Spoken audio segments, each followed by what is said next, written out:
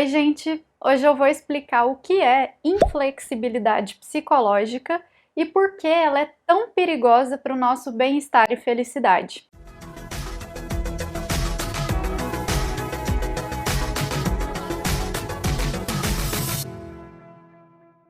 Hoje a gente vai conversar considerando os pressupostos da ACT, que é a Terapia de Aceitação e Compromisso, uma terapia comportamental que trouxe uma nova proposta para tratar de sentimentos, sensações e pensamentos e é amparada por uma grande quantidade de estudos e pesquisas.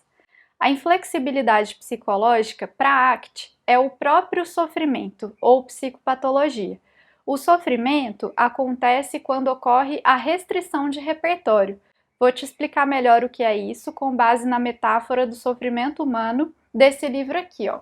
Terapias Comportamentais de Terceira Geração, um guia para profissionais. Era uma vez uma pessoa, o João, que num belo dia comeu um pudim estragado. Passou mal e passou então a não gostar mais de pudim. Além de não comer mais pudim, passou a evitar outros doces parecidos. Um dia, o João estava com uma amiga que ofereceu um doce que ela tinha feito, um pão doce que não se parecia nada com um pudim. Porém, a amiga disse que o gosto era muito parecido com o de pudim. João não comeu e passou a desconfiar dos pães doces também. Vou te explicar o que são os momentos em que ocorrem as restrições de repertório, ou seja, as restrições de comportamentos. Aparecem 3 restrições na metáfora do pudim. Acompanhe aqui comigo. A primeira restrição é que o João para de comer todos os pudins com que se depara, já que passou muito mal originalmente comendo um pudim. A segunda restrição envolve uma generalização desse passar mal para outros doces que se parecem fisicamente com um pudim, que é quando o João para de comer, por exemplo, doce de coco, manjar, etc. A terceira e última restrição é a restrição por comparação verbal.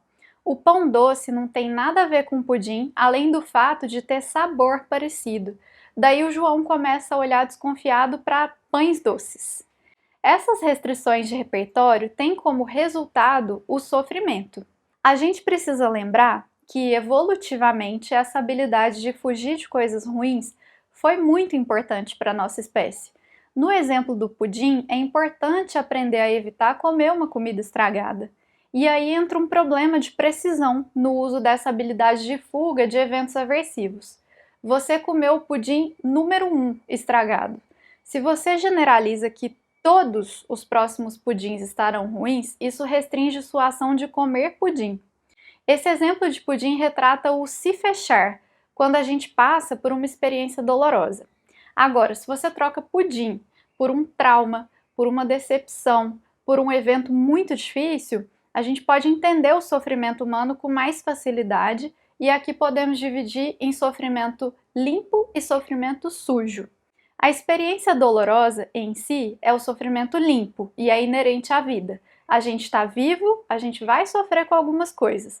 Por sua vez, o ato de se fechar, com sua diminuição de possibilidades de ação, é o sofrimento sujo, de acordo com a ACT. É daí que vem os problemas psicológicos, a restrição também ao acesso a coisas que poderiam te fazer bem e, em um grau mais elevado, também pode gerar as psicopatologias. Alguns contextos que propiciam a restrição de repertório que a gente está abordando por aqui são esses: fusão cognitiva, evitar, avaliar e dar razão.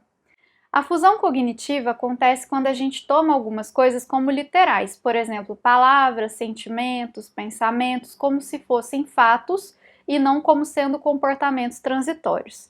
Evitar é a fonte principal dos problemas psicológicos, em que a pessoa foge de sensações desagradáveis e evita exposições. Estamos evitando o efeito delas. Quando a gente evita algo, tendemos a nos sentir aliviados e esse alívio reforça o ato de evitar.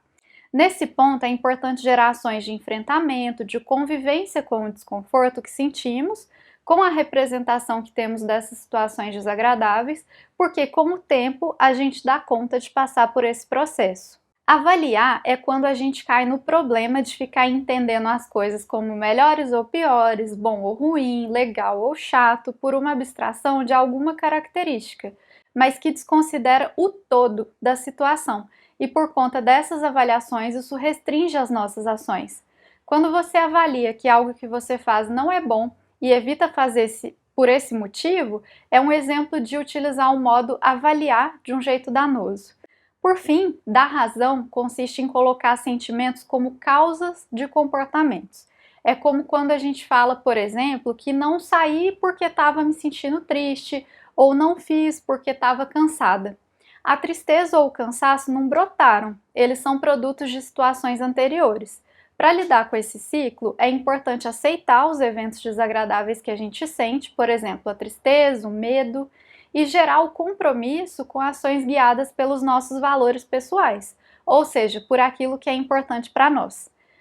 Definir o que é importante para a gente e agir em direção a isso. A aceitação é um pilar super importante, porque ela é o oposto da esquiva experiencial que a gente abordou. E como gerar essa aceitação?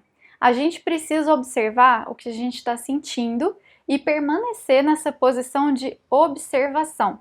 Quando as sensações desagradáveis estiverem em vista, em vez de você se esquivar delas, o ideal é agir desse modo observador e tolerar a sensação ruim até que ela atinja o pico e decaia naturalmente, porque ela passa se você deixar e não ficar lutando contra. Faz parte do treino da aceitação permanecer com as sensações desagradáveis. Isso gera libertação. Não é mais necessário acionar as respostas de esquiva experiencial porque se aprende a conviver com as sensações ruins.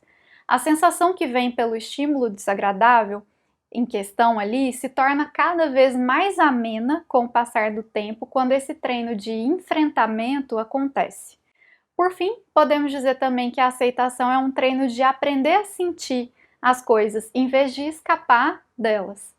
Eu, por exemplo, tenho fobia de agulha. Tenho desde criança e isso nunca se resolveu na minha vida, porque não estou exposta a agulhas com frequência suficiente para me acostumar com esse estímulo desagradável para mim. Quando eu fui vacinar, em vez de entender que eu não podia sentir medo da agulha, eu acolhi que eu sinto medo mesmo e queria receber minha vacina sentindo medo. Recebi minha vacina morrendo de medo, mas deu tudo certo e foi mais fácil do que eu esperava, o que me traz mais coragem para enfrentar a próxima vacina que eu tiver que tomar na vida. Um termo que eu tenho usado nos atendimentos é o perfeccionismo emocional, que quer dizer criar determinadas regras emocionais de como as coisas precisam acontecer. Não precisa ser assim. Espero que você tenha entendido a inflexibilidade psicológica como algo que te atrapalha a viver e a superar suas dificuldades e se sinta mais disposto e corajoso para encarar a vida de frente. É aquela história, se tá com medo, mas de alguma forma a situação é importante para você, faz com medo mesmo. Me conta aqui nos comentários se você já se viu em algumas dessas situações e se vocês querem que eu traga mais questões sobre esse tema aqui para o canal. Não se esqueça de se inscrever e eu te vejo aqui semana que vem.